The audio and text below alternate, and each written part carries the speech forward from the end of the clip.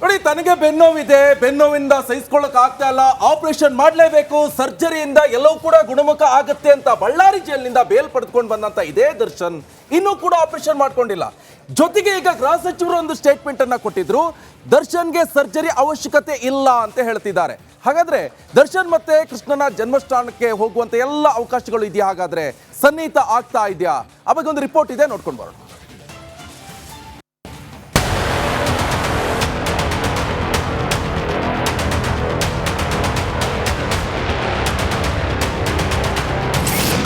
ಬಳ್ಳಾರಿ ಜೈಲಿಗೆ ಬಾಸ್ ಹೋಗೋದು fix. Operation ಸುಳ್ಳು, ಜಗ್ಗುಗೆ ಕಂಬಿಯೇ ಗಟ್ಟಿ.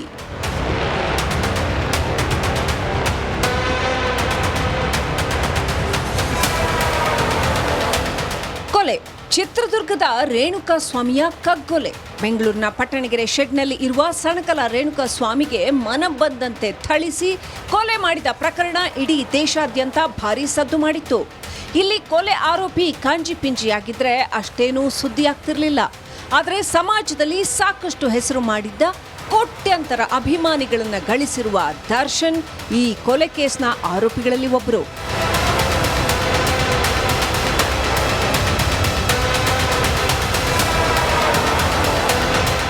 ಮೈಸೂರಿನಿಂದ ದರ್ಶನ್ನ ಕರೆತಂದು ಬೆಂಗಳೂರಿನಲ್ಲಿ ಬಂಧಿಸಿದ್ದ ಪೊಲೀಸರು ಪರಪ್ಪನ ಅಗ್ರಹಾರ ಜೈಲಿಗೆ ಶಿಫ್ಟ್ ಮಾಡಿದ್ರು.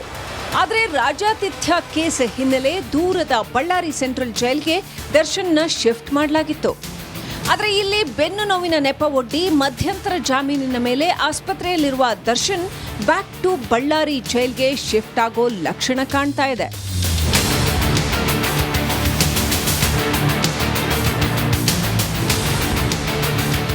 ಈ ಬಗ್ಗೆ ಗೃಹ ಸಚಿವ ಪರಮೇಶ್ವರ್ ಅವರೇ ಸುಳಿವು ನೀಡಿದ್ದಾರೆ.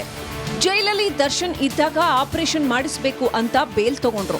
ಆದರೆ ಆಪರೇಷನ್ ಮಾತ್ರ ಈವರೆಗೂ ನಡೆದಿಲ್ಲ. ಆಪರೇಷನ್ ಅವಶ್ಯಕತೆ ಈಗ ಇಲ್ಲ ಅನ್ನೋದು ಗೊತ್ತಾಗಿದೆ ಅಂದ್ರು.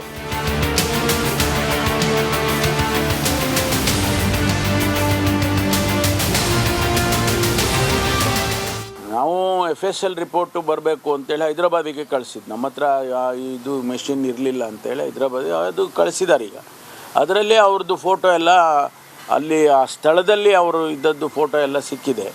ಅದು ಯಾರೋ ಅವ್ರ ಜೊತೆಯಲ್ಲಿದ್ದವ್ರು ವಿಡಿಯೋ ಮಾಡ್ಕೊಂಡಿದ್ದು ಅದೆಲ್ಲ ಈಗ ಪ್ರೊಡ್ಯೂಸ್ ಮಾಡಿ ಬೇಲು ಕ್ಯಾನ್ಸಲ್ ಮಾಡಿಸ್ಬೇಕು, ಮತ್ತು ಮುಂದೆ ಏನು ಕ್ರಮ ತೊಗೋಬೇಕು ಅದು ತೊಗೋಬೇಕು ಅಂತ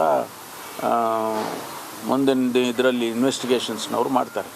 ಅಲ್ಲ, ಅದರಲ್ಲೇ ಗೊತ್ತಾಗುತ್ತಲ್ಲ ಅದರ ಅಗತ್ಯ ಇಲ್ಲ ಅಂತ. ಆಪ್ರೇಷನ್ನಿನ ಅಗತ್ಯ ಇಲ್ಲ, ಅವ್ರೇನು ಹೇಳ್ಕೊಂಡ್ರು ನಾಳೆ ನಡೆದ್ರಲ್ಲಿ ಮಾಡಲಿಲ್ಲ ಅಂದರೆ ನನ್ನ ಬೆನ್ಮೂಳೆನೇ ಮುರಿದೋಗುತ್ತೆ ಅನ್ನೋ ಪರಿಸ್ಥಿತಿ ಆ ರೀತಿ ಹೇಳ್ತಾ ಇದ್ರು. ಇಷ್ಟು ದಿವಸ ಆದರೂ ಇನ್ನೂ ಡಾಕ್ಟ್ರುಗಳು ಅದಕ್ಕೆ ಕೈಯೇ ಹಾಕಿಲ್ಲ. ಇನ್ನು ಜೈಲು ಸಹವಾಸ ಬೇಡಪ್ಪ ಬೇಡ ಅಂತ ದರ್ಶನ್ ಇದ್ರೆ, ಇತ್ತ ಜೈಲು ಮಾತ್ರ ದರ್ಶನ್ನ ಬಿಡೋ ಲಕ್ಷಣ ಕಾಣ್ತಾ ಇಲ್ಲ. ಇತ್ತ ದರ್ಶನ್ಗಾಗಿ ಸೆಲ್ಗೆ ತಂದಿದ್ದ ಬೆಡ್, ಸರ್ಜಿಕಲ್ ಕುರ್ಚಿ ಇವರಿಗಾಗಿ ಕಾಯ್ತಾ ಇದೆ. ಇತ್ತ ದರ್ಶನ್ ನಾಟಕ ಮಾಡ್ತಿದ್ದಾರೆ ಅನ್ನೋದು ಮೇಲ್ನೋಟಕ್ಕೆ ಸ್ಪಷ್ಟವಾಗಿ ಕಾಣ್ತಾ ಇದೆ ಎನ್ನಲಾಗ್ತಿದೆ.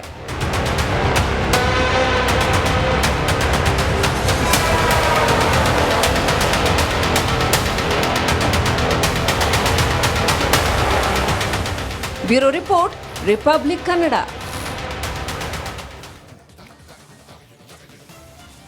ಈಗ ಬಳ್ಳಾರಿ ಜೈಲಿಂದ ದರ್ಶನ್ ಆಸ್ಪತ್ರೆಗೆ ಬಂದು ಇವತ್ತಿಗೆ 26 ದಿನ ಆಗಿದೆ.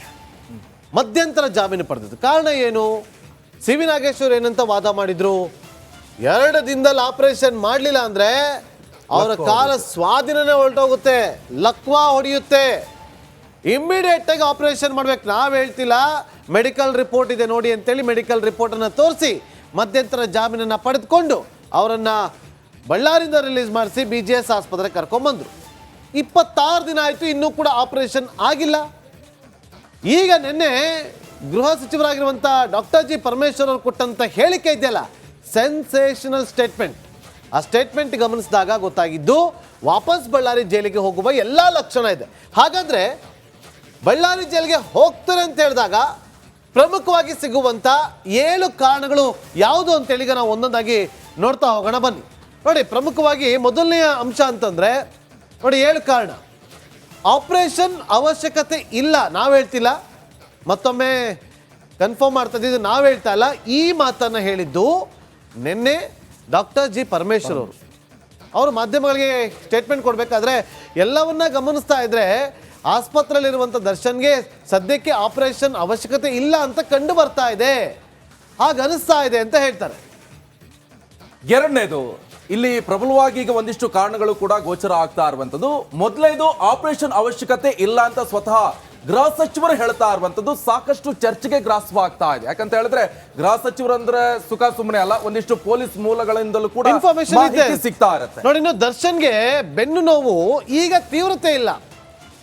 BGS ಆಸ್ಪತ್ರೆ 4ನೇ ಮಹಡಿಯ VIP ವಾರ್ಡ್ನಲ್ಲಿ ಟ್ರೀಟ್ಮೆಂಟ್ ಅನ್ನ ಪಡೆದುಕೊಳ್ತಾ ಇರುವಂತ ದರ್ಶನ್ಗೆ ಈಗ ಬೆನ್ನು ನೋವು ಇಲ್ಲ.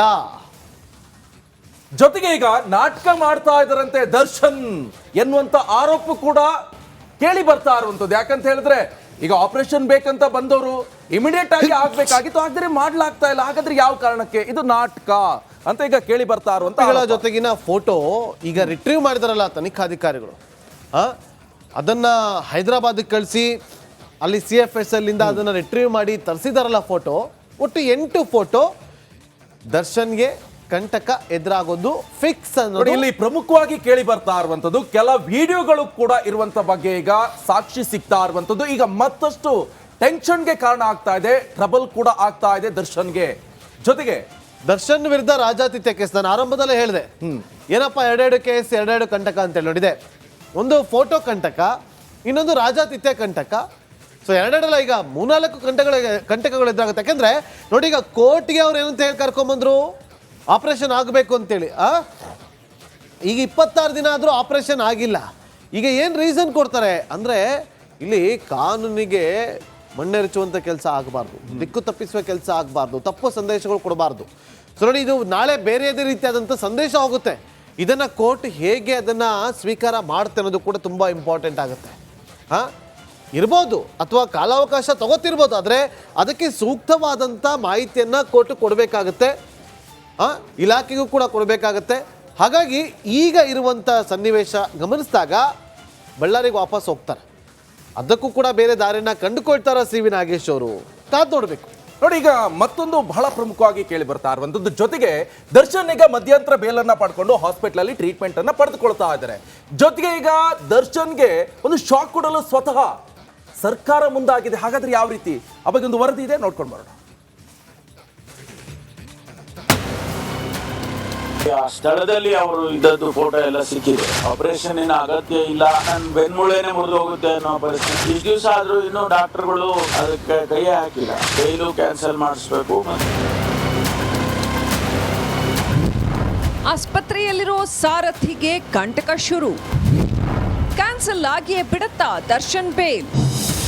ರೇಣುಕಾಸ್ವಾಮಿ ಕೊಲೆ ಕೇಸ್ನ ಆರೋಪಿ ದರ್ಶನ್ಗೆ ಈಗ ಮತ್ತೊಂದು ಸಂಕಷ್ಟ ಎದುರಾಗಿದೆ. ಈಗಾಗಲೇ ಮಧ್ಯಂತರ ಜಾಮೀನಿನ ಮೇಲೆ ಆಸ್ಪತ್ರೆಯಲ್ಲಿ ಚಿಕಿತ್ಸೆ ಪಡಿತಾ ಇರೋ ಸಾರಥಿಗೆ ಟೆನ್ಷನ್ ಶುರುವಾಗಿದೆ. 3 ವಾರಗಳು ಕಳೆದ್ರೂ ಬೆನ್ನು ನೋವಿಗೆ ಆಪರೇಷನ್ ಮಾಡಿಸಿಕೊಳ್ಳದಿರೋದೇ ಮುಳುವಾಗ್ತಿದೆ. ಈ ಬಗ್ಗೆ ಖುದ್ದು ಗೃಹ ಸಚಿವ ಡಾಕ್ಟರ್ ಜಿ ಪರಮೇಶ್ವರ್ ಮಾತನಾಡಿದ್ದು, ದರ್ಶನ್ ಬೇಲ್ ಕ್ಯಾನ್ಸಲ್ ಬಗ್ಗೆ ಚಿಂತನೆ ನಡೆಸಿರೋದಾಗಿ ಹೇಳಿದ್ರು. ದರ್ಶನ್ನ ಮಧ್ಯಂತರ ಜಾಮೀನು ಕ್ಯಾನ್ಸಲ್ ಆಗುವ ಎಲ್ಲ ಲಕ್ಷಣಗಳು ಗೋಚರ ಆಗ್ತವೆ. ಈ ಜಾಮೀನು ರದ್ದತಿ ಕುರಿತಂತೆ ಇವತ್ತು ಕೊಟ್ಟಿರುವಂತಹ ಗೃಹ ಸಚಿವರ ಹೇಳಿಕೆ ಈ ಎಲ್ಲ ಅನುಮಾನಗಳಿಗೆ ಎಡೆ ಮಾಡಿಕೊಡ್ತಾರೆ. ಸ್ಪೆಷಲ್ ರಿಪೋರ್ಟ್ ಬರಬೇಕು ಅಂತೇಳಿ ಹೈದರಾಬಾದಿಗೆ ಕಳಿಸಿದ್. ನಮ್ಮ ಹತ್ರ ಇದು ಮೆಷಿನ್ ಇರಲಿಲ್ಲ ಅಂತೇಳಿ ಹೈದರಾಬಾದ್ ಅದು ಕಳಿಸಿದ್ದಾರೆ. ಈಗ ಅದರಲ್ಲಿ ಅವ್ರದ್ದು ಫೋಟೋ ಎಲ್ಲ ಅಲ್ಲಿ ಆ ಸ್ಥಳದಲ್ಲಿ ಅವರು ಇದ್ದದ್ದು ಫೋಟೋ ಎಲ್ಲ ಸಿಕ್ಕಿದೆ.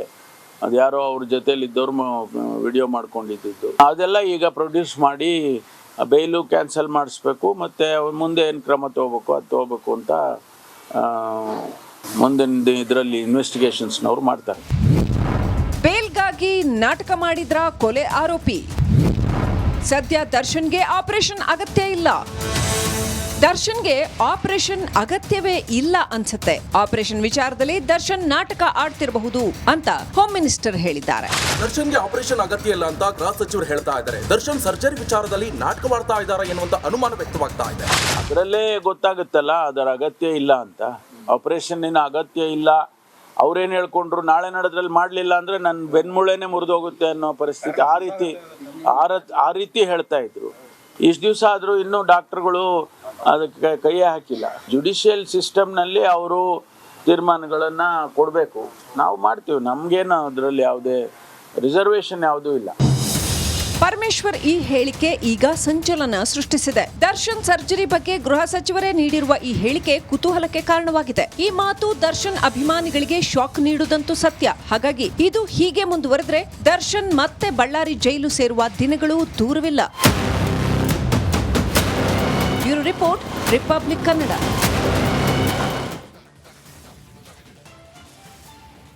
ಮತ್ತಷ್ಟು ಮಾಹಿತಿಯನ್ನು ಕೊಡೋದಕ್ಕೆ ನಮ್ಮ ಬಳ್ಳಾರಿ ಪ್ರತಿನಿಧಿ ಈಗ ರೇಣುಕಾರಾಧ್ಯ ಲೈವ್ನಲ್ಲಿ ಜಾಯ್ನ್ ಆಗಿದ್ದಾರೆ. ರೇಣುಕಾರಾಧ್ಯ ವಾಪಸ್ ಬರ್ತಾರಾ ದರ್ಶನ್ ಬಳ್ಳಾರಿಗೆ? ಆ ಲಕ್ಷಣಗಳೇನಾದ್ರು ಕಂಡು ಬರ್ತಾ ಇದೆ? ಯಾಕಂದರೆ ಇವತ್ತು ನಿನ್ನೆ ಗೃಹ ಸಚಿವರು ಕೊಟ್ಟಂಥ ಸ್ಟೇಟ್ಮೆಂಟ್ ಮೇಲೆ ಈ ಚರ್ಚೆಗಳು ಆಗ್ತಾ ಇದೆ. ಬಳ್ಳಾರಿನಾಗ ಏನಿದೆ ಚರ್ಚೆ?